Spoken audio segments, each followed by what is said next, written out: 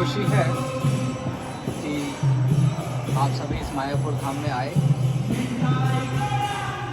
जैसे मैंने इस धाम की यात्रा इस वर्ष 4 बार कर ली है,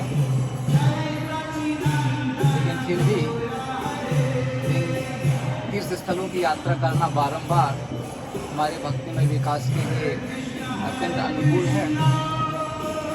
और इस यात्रा में हमने बहुत ही कुछ विशेष तीर्थ स्थलों का दर्शन किया है, जो सामान्यतया अधिकांश लोग नहीं करते हैं। और मुझे लगता है कि आप सभी का भी ऐसा ही अनुभव होगा। अवश्य इस यात्रा में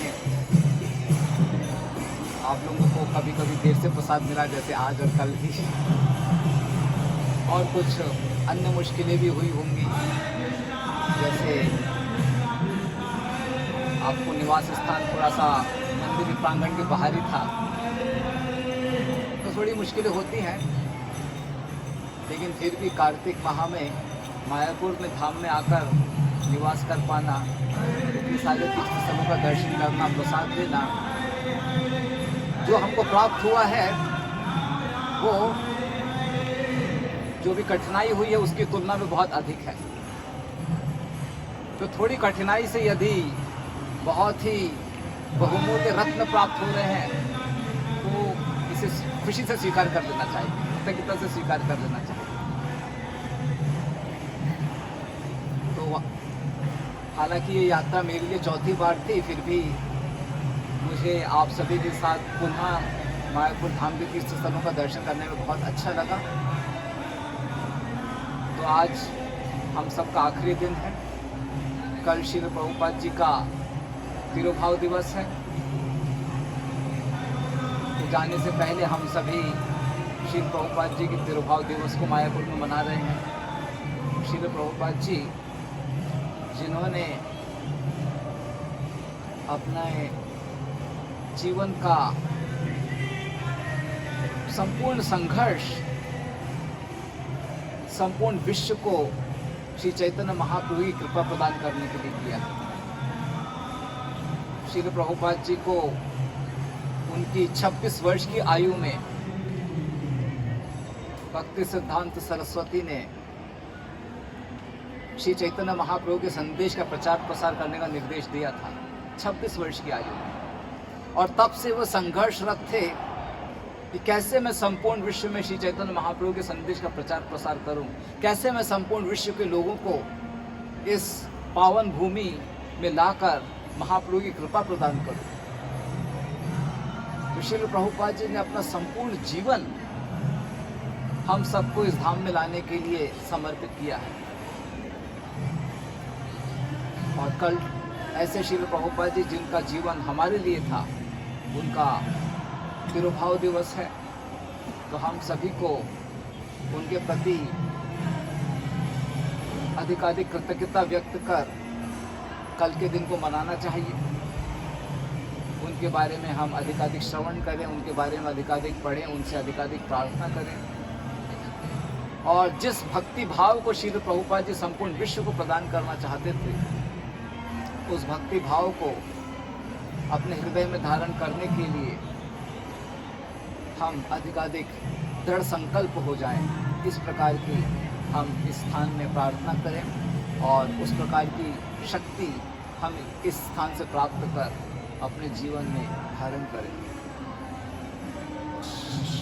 तो इन स्थलों पर हम इस यात्रा में अनेकानेक तीर्थ स्थलों में गए, जहाँ पर हमने अलग अलग लीला वर्णनों में कैसे भक्तों ने अपने जीवन में भगवान के प्रति शरणागत होकर भक्ति को दर्शाया है, उसके बारे में सुना। किस प्रकार से श्री चैतन्य महाप्रभु सभी को अपने आश्रय को प्रदान करने के लिए सभी को आकर्षित करते हैं, इसके बारे में सुना। और साथ ही किस प्रकार से श्री प्रभुपाद जी, किस प्रकार से श्री चैतन्य महाप्रभु अपने जीवन में संकट स्वीकार कर हम सभी को कृष्ण प्रेम प्रदान करने के लिए आतुर रहते हैं। इन सभी लीलाओं को हमने सुना और हमें भी उसी भक्ति के तत्व को अपने जीवन में धारण कर इस मायापुर धाम से जब हम वापस अपने अपने कार्यस्थलों में जाएं, तो यहाँ के भक्ति भाव को यदि हम सभी अपने हृदय में धारण कर वापस अपने कार्यस्थलों में जाएं, तो ऐसा नहीं कि हमने मायापुर धाम छोड़ दिया, क्योंकि यहाँ की भक्ति भावना को हमने अपने हृदय में धारण किया हुआ है, तो हम जहाँ भी जाएंगे वो मायापुर धाम ही होगा। श्रील प्रभुपाद जी वृंदावन में रहते थे, लेकिन अपने गुरु के आदेश को पूर्ण करने के लिए वो अमेरिका गए, लेकिन अपने साथ वृंदावन लेके गए। अतः हम सबको भी अपने साथ यहाँ जो हमको मायापुर प्राप्त हुआ है, मायापुर धाम अर्थात केवल ये एक भौगोलिक लोकेशन नहीं है। मायापुर धाम अर्थात यहाँ की जो भक्ति भावना है वह है। उस भक्ति भावना को हमें अपने हृदय में धारण कर हम जहाँ भी जाएं वहाँ इस मायापुर धाम को लेकर जाना चाहिए। तो इस प्रकार की भेंट हम सभी इस धाम से लेकर जाएं और पुनः वापस यही आने की आतुरता होनी चाहिए। ये धाम भगवत धाम से अभिन्न है। हम सभी अपने जीवन में भक्ति कर रहे हैं भगवत धाम लौटने के लिए। जब हम अपने जीवन में भक्ति कर रहे हैं भगवत धाम लौटने के लिए, और वो भगवत धाम भगवान श्री कृष्ण ने अपनी असीम कृपा से हमको यहाँ प्रदान किया हुआ है, तो क्यों नहीं हमें अपनी उस भावना को इस मायापुर धाम में आकर बारंबार दर्शाना चाहिए। यदि हम कहते हैं कि हमें भगवत धाम लौटना है और भगवान ने जो हमें यहाँ पर धाम प्रदान किया है वहाँ पर हम आने के लिए आतुर नहीं होते हैं, तो कैसे हम कह सकते हैं कि हमें भगवत धाम लौटने की तीव्र भावना है हमारे लिए। तो बारंबार यहाँ पर हमें आने की आतुरता होनी चाहिए। तो अवश्य हम सबकी अलग अलग सेवाएं हैं, अलग अलग उत्तरदायित्व हैं, उनको भी हमें अपने जीवन में भक्तिमय भावना रखकर निभाना है। उस कारण से हो सकता है कि हम इस मायापुर धाम में अधिक समय ना बिता पाएँ, कुछ दिनों के लिए आते हैं और चले जाते हैं, लेकिन भावना यही होनी चाहिए कि मुझे बारंबार यहाँ पर आना है। भक्ति के पथ पर भावना का बहुत अधिक महत्व है। आज हम सभी ने कटवा में सुंदर बच्चों की नाटिका को देखा। वो तो शिकारी था, कोई बहुत बड़ा साधु नहीं था, लेकिन उसके हृदय में भावना थी कि मुझे आज नरसिंह देव को पकड़ना ही है। इतनी तीव्र भावना थी कि यदि नरसिंह देव को आज मैंने नहीं पकड़ा तो मैं अपने प्राणों को त्याग दूंगा। ऐसी तीव्र भावना उसके मन में भगवान का स्मरण करते हुए थी। तो भक्ति के पथ पर भावना का बहुत अधिक महत्व है, क्योंकि उस शिकारी की भावना थी कि इस वन में मुझे नरसिंह देव को प्राप्त करना है, तो उस वन में नरसिंह देव प्रकट हुए। उसी प्रकार से यदि हम अपने हृदय में भावना रखते हैं तो हम जिस शहर में भी रहते हैं, जहाँ भी रहते हैं, वहाँ मायापुर धाम प्रकट हो सकता है हमारे लिए। तो हमको इस मायापुर धाम में जो भक्ति भावना है, जो कि यहाँ के भक्तों ने दर्शाई है, श्री चैतन्य महाप्रभु ने दर्शाई है, उस भावना को अपने हृदय में संचित कर लेकर जाना चाहिए। और इस प्रकार से सदैव मायापुर धाम में रहते हुए पुनः बारंबार इस धाम में आने की आतुरता दर्शानी चाहिए।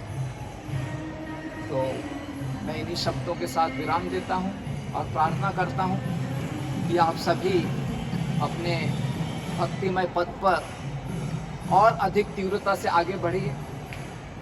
आप सभी अच्छे भक्त हैं, इसीलिए आपने मायापुर धाम में आने की भावना रखी, लेकिन इस धाम में आकर हमको अपनी भक्ति में साधना को और अधिक तीव्र करने की भावना रखनी चाहिए। ये धाम बहुत ही शक्तिशाली है, सारे तीर्थ स्थलों में सबसे सर्वश्रेष्ठ ये तीर्थ स्थल है।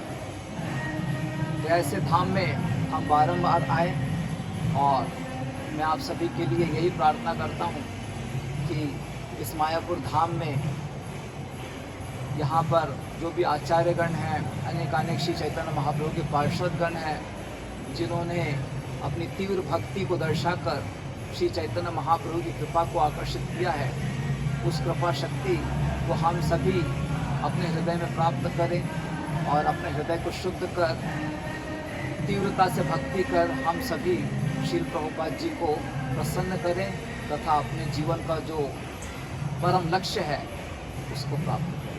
बहुत बहुत धन्यवाद। आप सभी इस यात्रा में आए, मुझे बहुत खुशी हुई। श्रील प्रभुपाद की जय। बोलिए।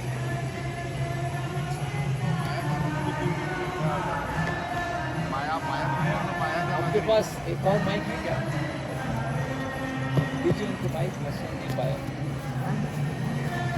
मतलब ये क्षेत्र को माया का नगरी क्यों कहला जाता है, मायापुर? क्योंकि यहाँ पे तो बहुत सारे मतलब बड़े बड़े वैष्णव जन आए और साक्षात भगवान भी आए, तो माया का नगरी क्यों कहा जाता है? देखो, माया शब्द केवल महामाया के लिए नहीं प्रयुक्त होता है। माया शब्द योग माया के लिए भी प्रयुक्त होता है। ठीक है, तो इस धाम का नाम मायापुर क्यों पड़ा ये मुझे मालूम नहीं, लेकिन शास्त्र के दृष्टिकोण से जो इन धाम के नाम हैं वो मैंने आपको बताए हैं। ये धाम नवद्वीप कहलाता है। जिस स्थान पर हम लोग रह रहे हैं वो अंतरद्वीप कहलाता है। तो शास्त्र के दृष्टिकोण से जो नाम है वो मैंने आपको बताए। ये जो मायापुर नाम है, मुझे लगता है कि ये शायद कुछ सरकारी स्तर पर कुछ नाम दिया गया होगा। मुझे मालूम नहीं कि ये नाम क्या है, कहाँ से आया। मायापुर नाम ही ऐसे अलग टाइप का लगता है। हाँ, बराबर है, लेकिन फिर भी हमें उतना भ्रमित होने की आवश्यकता नहीं है, क्योंकि माया शब्द दोनों के लिए प्रयोग होता है, योग माया के लिए भी और महामाया के लिए। और वैसे शास्त्रीय दृष्टिकोण से जो शब्द दिए गए हैं वो मैंने आपको बताए हैं। और किसी कोई जिज्ञासा है? प्रभु जी, और एक बात है कि जो 14 प्लानिटरी सिस्टम कल जो बात कर रहे थे, तो हमारा टेक्स्ट बुक में जो नवग्रह है 9 प्लानट है, और यहाँ पे बोलते हैं 14 है। तो वो 9 क्या है, वो 14 के अंदर आता है क्या है? नवग्रह आप उसको बोल रहे हैं क्या? जो नवग्रह की पूजा होती है वो? हाँ, अच्छा अच्छा, वो वाला सोलर सिस्टम वाला। सोलर सिस्टम वाला क्या मैं भी भूल गया। अर्थ क्या है? बुध, शुक्र, मंगल, अर्थ, मार्स, जुपिटर, सैटर्न। देखो देखो देखो, मैं बताता हूँ।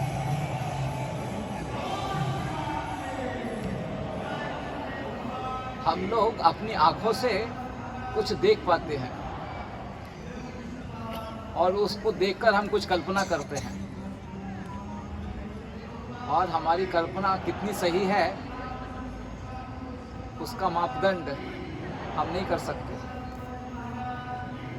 तो जो वैज्ञानिक कल्पना करते हैं, अभी वैज्ञानिक किसी तारे को देखेंगे और उसको बोलेंगे कि ये भी एक और ग्रह है। ठीक है, तो ऐसा नहीं होता है। ये जो तारे हैं ना सारे, शास्त्र में भी लिखा हुआ है और मेरा थोड़ा कुछ अनुभव भी है। आप लोग जब रात में फ्लाइट से ट्रैवल करते हो ना, तो आपको अनुभव होगा। रात में जब फ्लाइट से ट्रैवल करोगे तो नीचे देखो, बिल्कुल छोटे छोटे तारे दिखाई देते हैं नीचे, दिखते हैं ना? वो क्या है वो तारे? लोगों के घर में प्रकाश चल रहा है ना, तो वैसे ही ये सब जो तारे हैं ना, अलग अलग देवी देवताओं के सब निवास स्थान है। वास्तव में ऐसा ही है, अलग अलग देवी देवताओं के सब निवास स्थान है। तो अभी अलग अलग देवी देवताओं के निवास स्थान है। ठीक है, तो ऐसा नहीं है कि जो भी सारे तारे दिख रहे हैं वो सब ग्रह हैं, वो सब लोक हैं। ये जो 7 लोकों का वर्णन किया गया है, तो सबसे ऊपर ब्रह्मा